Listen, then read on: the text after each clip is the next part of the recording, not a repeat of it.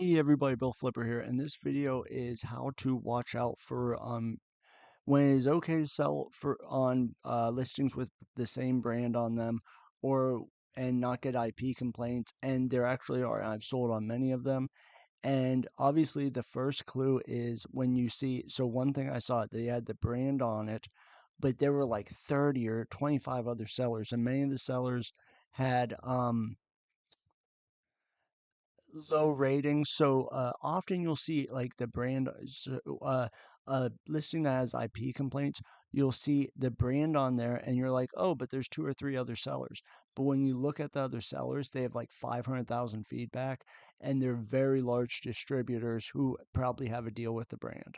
So that is something that if you only see two, three sellers, and there's always those two or three sellers, or there's always two sellers, maybe one goes out of stock, you want to stay away from those listings. So recently I had sold a product, the brand was not on the listing, and I got an IP complaint. The brand did, or not the brand, the distributor, they had a solo deal with it. They did retract it.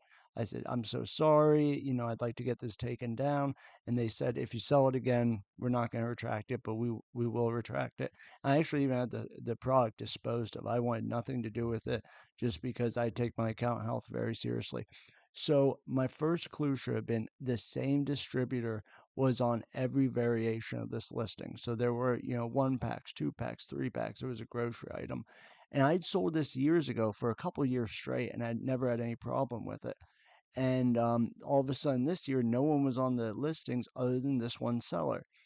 So I sent it in, and like the moment it went live, I got an IP complaint. The listing got deactivated. So, like I said, they were actually really cool because they answered me right away back, and they're like, "Listen, one time, mulligan here. If you do it again, um, we will there's no path to get this removed." So the clue there was that there was always one seller on the listing, even though it wasn't the brand. The fact that this entire brand had different flavors, different one pack, two pack, three packs, and it was only one seller meant that they had an exclusive deal.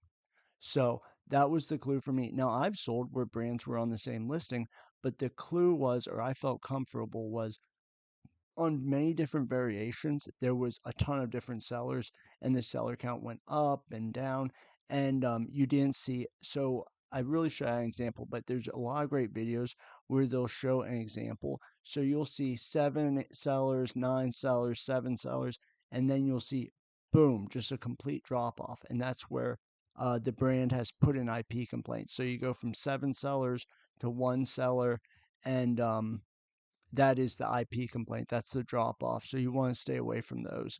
Um, but if you see the count go, seven sellers, 10 sellers, seven sellers, six sellers, 10 sellers, you can be pretty comfortable. Also, one other thing to point out, if the sellers have low feedback score, that can also be a clue this is not an IP complaint listing.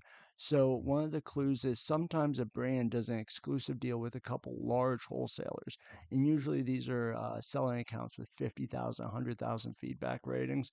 So then that is much more likely to be an exclusive deal, or maybe the brand sells the product, but they only they offer it also to like uh, deals to distributors. So anything where you don't see seller count go up and down uh, um, naturally is it couldn't be a clue or an issue. And what I like to do is also I go into the if I actually had found a product, and it was just the risk that I didn't want to take, but I'm 99% sure they didn't do IP complaints. But it was a keto product, and there was lots of listings they weren't on. There was some they were on, and there was some where they were the only seller. And I just thought this isn't worth it. It was like 12 units. I mean, it was really profitable. It was like 100% ROI, but I just didn't think it was worth it. And I had just already gone through that thing with the other product. They were both grocery products, so I just stayed away from them. So, like I said, the brand's on it. You want to look for a dramatic drop in sellers. That's an IP complaint, or and a lot of time, what kind of sucks lately is they're doing like authenticity complaints. And it's like, now you're saying I'm selling a fake good when you know it's a grocery good, when you know it's legit. So I've been just staying away if there's any risk. But it is totally also okay. There are lots of products you can absolutely sell with the brand on the listing, especially if you see 20, 30 sellers. There's 20, 30 sellers always in stock or going up and down, up and down. I've sold on those listings. They were extremely profitable. And if you go across all the variations and they're all like that, so maybe there's 20 variations, different flavors. So this would be for a grocery product and there's six sellers on one, 20 on another, six sellers on two. You get the gist.